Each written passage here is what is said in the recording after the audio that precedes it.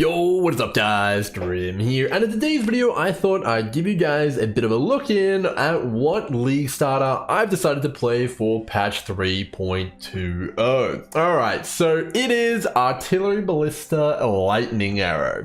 Now to save you guys some time, I figured I'd dive straight into a demonstration of the build and what it's mostly good at. So let's dive straight into a map here. We're going to throw a Polished Legion Scarab on here, as well as Legion on the map device. I know it's not going to be there next league, but it gives you a pretty good idea of, kind of what's going on here. And I'll kind of try to break it down as fairly as possible so you guys kind of get an idea of what's going on. Alright, so the build uses a total of 2 skills for its setup. It uses Lightning Arrow for its clear skill, and it also uses Artillery Ballista, which you'll see me putting down every now and then. It does also use some other skills like Vile Haste, as well as, like Dash and stuff like that. And you can use kind of whatever you really want. Now, I'm not marketing this as a build guide here because it's pretty experimental. This is the first league I've played Artillery Ballista as well, but I knew I was looking for a few specific things when making this league starter. I was looking for something that could do the 4 horsemen of the currency meta, which is basically Blight, Expedition, Legion, and Delirium. If it couldn't do that, I wasn't really interested in league starting it. In addition to that, I was also looking for a starter which was able to start as a ranger, but more specifically a ranger that used elemental bows. And the reason for that is because I played last league as a Corrupting Fever Gladiator, and it was great. It farmed up a ton of currency and it was able to do everything I was looking for. However, I found myself playing the Corrupting Fever Gladiator for many days without any upgrades. And why was that? Well, it was because I was farming for my next build, or for a big chase item like a Mage Blood or something like that. And it wasn't very fun. I basically stayed at the same power level for ages, and I wasn't having as much fun as I normally do. And what I wanted to do was start a bow build so that I could go through the kind of journey of not only having a great league start, but also transition into a mega powerful juicer like a tornado shot character or a super strong lightning arrow character. And I know a lot of other people feel the same way, which is what prompted me to share you guys this kind of experimental league starter with you guys. So this build here is fully capable of transforming into one of the most powerful mappers in the game, Tornado Shot. And it also has plenty of pit stops along the way. In addition to that, it has great clear throughout the story, able to, have no speed bumps and, really get through things nice and smooth for a bow character that is. So, it was really ticking all the boxes, and I'm pretty happy to say that I'm fairly satisfied with all the testing I've done, and it really does tick that box of allowing you to go from 0 all the way to hero without having to reroll or even respec anything, and that's really great. Alright, so you guys are probably pretty convinced, and you guys have seen me kind of clear there. That was the boss there. He died in no time. And I kind of wanted to explain a little bit more about these mechanics and a little bit more about my setup here. Alright. So we're using Lightning Arrow in a 6-link here, GMP, crit chain, and Mirage Archer, and all those bells and whistles. But we're also using Life Tap here. One of the biggest issues with attack-based builds early is their mana costs. And overwhelmingly, it's just not a solvable issue until you have a very high budget. So we're using a Life Tap support here on our ballistas as well as our Lightning Arrow here, which is just great. And that's really nice. And it allows you to clear, you can see it doing work there, guys, and you kind of know it's the goodness there. And the other thing, which is a bit of the new technology here, Lightning Arrow is definitely not new, but the new thing here is the Artillery Ballista setup. So Artillery Ballista is a skill which has received buffs recently, and definitely got a massive amount of damage. It's a bit of a unique skill. If we find a pack over here, you'll notice that you put it down, it's got a bit of a delay, and then it fires a big volley of arrows in a line there, you can see. Now, what's unique about this skill, though, is that the more arrows you have, the higher chance you have of those arrows shotgunning. And with 10 projectiles, which is what we have here, you have about a 4.5 overlap kind of coefficient there, which means every single time a ballista fires, 4.5 of the arrows out of the 10 will hit a single target. So you can see that down, they go. It's all good there. And it's a very good single target solution. And that was another thing which I really wanted from my league starter. So there's a lot of boxes here to tick, of course. It had to have good single target damage. After playing Corrupting Fever and some other builds for a while, single target damage is really important for doing stuff like essences on day 1, as well as breaking out and doing stuff like Legion Generals, killing blight bosses and all sorts of stuff like that. So it had to be good, especially with how Forbidden Sanctum is shaking up. Definitely want something with pretty good single target for that. And this definitely ticks that box. It's got great single target and it's unconditional single target. So you can kind of run around while your totems do the business, which is quite nice. All right, so pretty damn nice there. Moving on, let's talk a little bit more about what's in here though. So as I mentioned, we're also using life tap on our artillery ballista totem here, which is very, very nice. In addition to that, obviously we've got our crit supports there, added cold and some elemental damage with attacks, which is pretty damn good. And that's gonna round out our attack based setup here. Now, in addition to that, I also wanted very easy gearing and maximum utility. So after playing Corrupting Fever again, the gearing was a little bit like this in difficulty, which was really, really hard in some cases, buying clusters, buying jewels, buying wands, and all sorts of stuff like that. So I essentially wanted a build which you could pick stuff off the floor, use 1C uniques and all sorts of stuff like that. And if you did need some good uniques, well, there'd be substitutes for that. You don't have to have the uniques that you have to use. All right, so I decided to, kind of construct my build with that in mind. That's going to be kind of what we're looking at here. But in addition to that, in order to solve those problems, we needed to be able to get some utility and defense from somewhere, which was not going to break the bank, and, kind of provided us some pretty all right kind of, tankiness from the day dot. And the reason and the way we've gotten that is actually through using our auras basically dedicated to defense here. We got Grace, which is a pretty damn nice aura, obviously a bunch of evasion there. We've also got Purity of Elements, which is going to give us a ton of resistance straight from the minute we hit maps, which is going to solve a lot of our gearing issues. And in addition to that, it also gives us full ailment avoidance. Now, the other thing I really wanted was spell suppression very, very early on in my character's lifespan. As soon as I get into maps, I don't want to be dying to strong boxes or anything like that. That sucks. So in order to solve that problem and, still maintain some damage and, get some speed and all sorts of stuff like that, I decided to go with the Raider Ascendancy.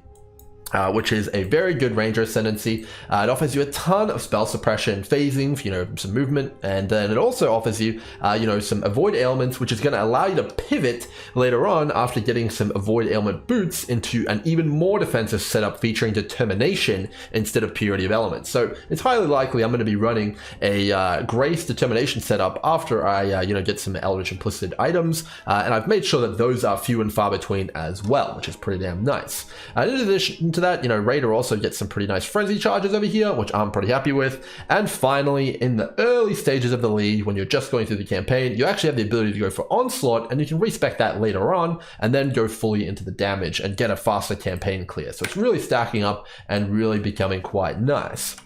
Now, in terms of the gear, I wanted something that wasn't too expensive, as I mentioned, and this definitely fits the bill. We've got multiple items here which are very, very impactful and very powerful in 1C budget area right now. So one of the better quivers you can get early on and all the way into red maps is the Poised Prism, offering an absolutely ridiculous amount of resistances as well as damage. If you can get a good implicit and a good roll on those res, it's even better.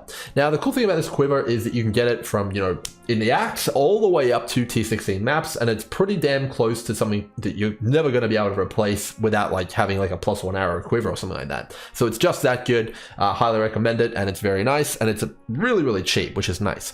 The other one here is Hyri's Truth. Now, Hyri's Truth is a very powerful item as well. It's going to offer you a ton of crit multi, a lot of Culling Strike, and Precision level 30, which completely solves one of the bigger issues of attack-based builds, and that is accuracy. Now, this is perfectly easy to run without any sort of aura reservation on your gear or anything like that, alongside your 250% auras, which are defensive in nature. And that's just great. It really means that you're going to be able to get everything kind of checked off and done without having to worry about it, which is super duper easy and very, very chill. Now, the other uniques I have here are definitely optional in nature and not required at all, and I'll demonstrate that in a second here.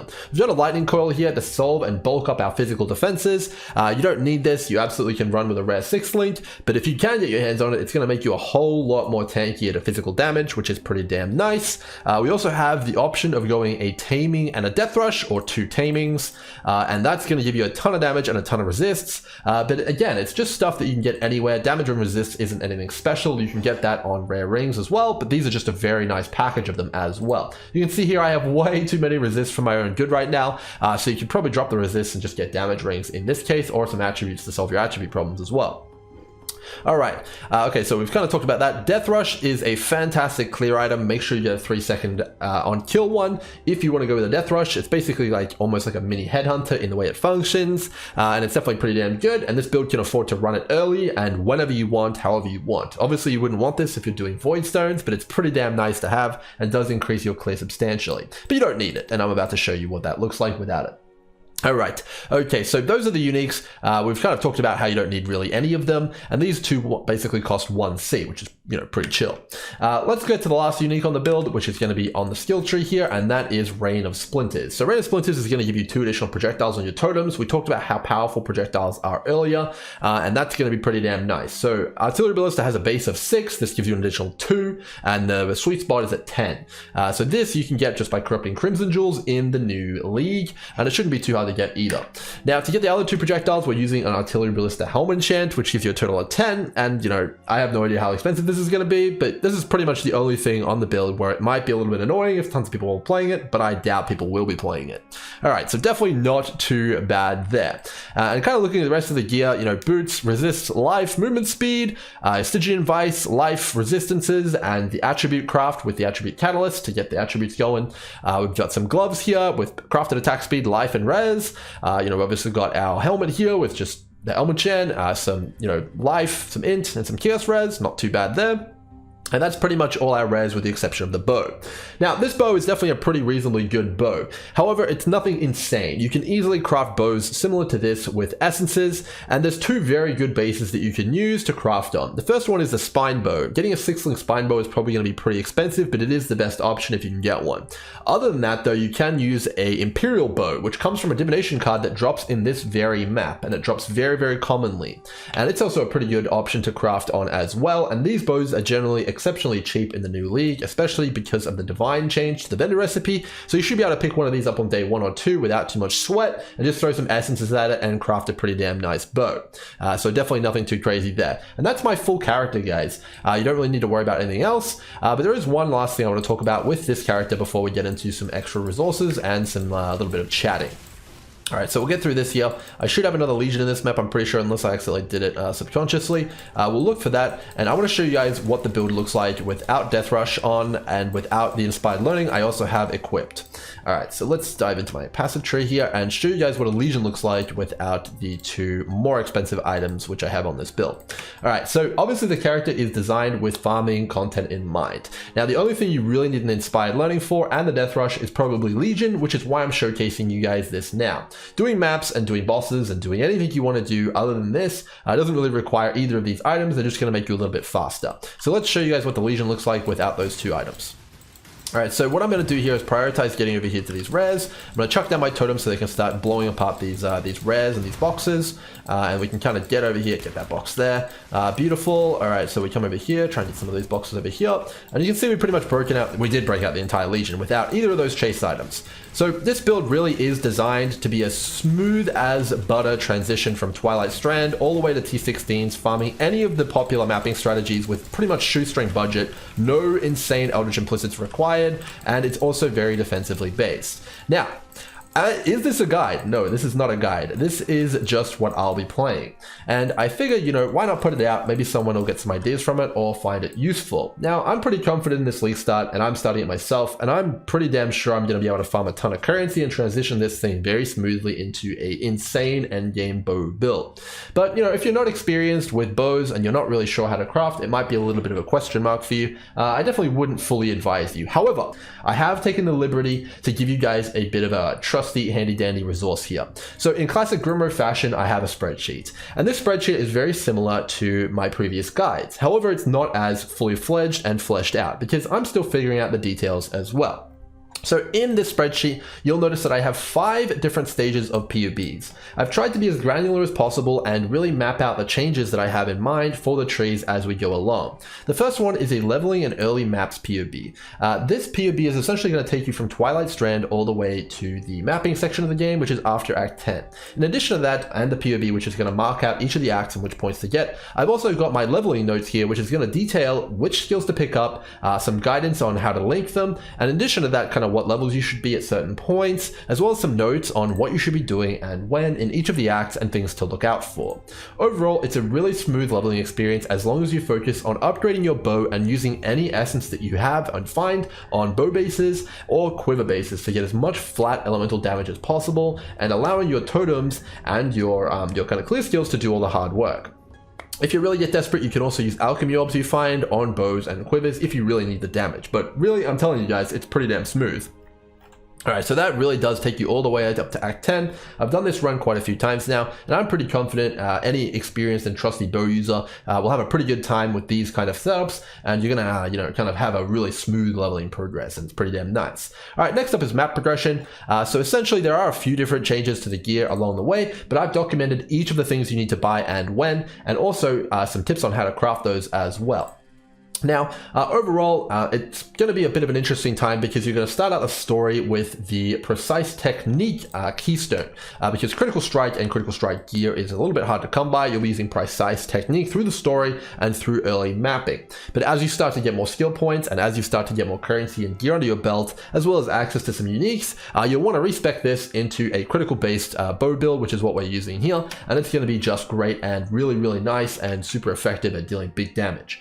Now, obviously, that's going to be all documented in the Google Doc as well, and overall, I think you guys are going to have a pretty smooth time with it. Now, finally, I have also kind of gone out and tried to kind of document a little bit about also like kind of what you would want to do and craft with your endgame here. Now, I've also tried to be as generous as possible, including chances to hit the different things. Like this bow here, similar to the bow that I'm using right now, is probably one thing which people might be a little bit scared of. This bow, I'll be completely transparent with you guys. You're going to need the bow base, either a royal bow or a spine bow, and you're going to need 58 essences on average. But that's all listed here. You're going to want shrieking of either cold fire or lightning, and you'll need 58 of those on average to hit something good. And overall, that's kind of where it's at, guys. This is not a guide, this is just what I'm doing, but I know you guys are going to ask me what I'm doing and how I'm doing it, so this is here for you guys. I think it's going to be a phenomenal league starter. It's going to be great at the league mechanic. It's got plenty of room to grow and transition into something really truly incredible. It's really, really good at farming all the end game currency and strategies, and if you're really skilled, you can even take down Maven and Uber Elder with this if you know the mechanics, as it's got plenty of DPS and mobility in order to do those fights. And overall, that's going to be my league starter, guys. Hope you guys have enjoyed this video. I know it's not a guide, but it feels a little bit too soon to put that out, seeing as I haven't even played the character yet myself, and I think this has been a pretty good demonstration of what you guys can expect. So until next time, hope you guys have enjoyed. I'll see you guys then. Cheers.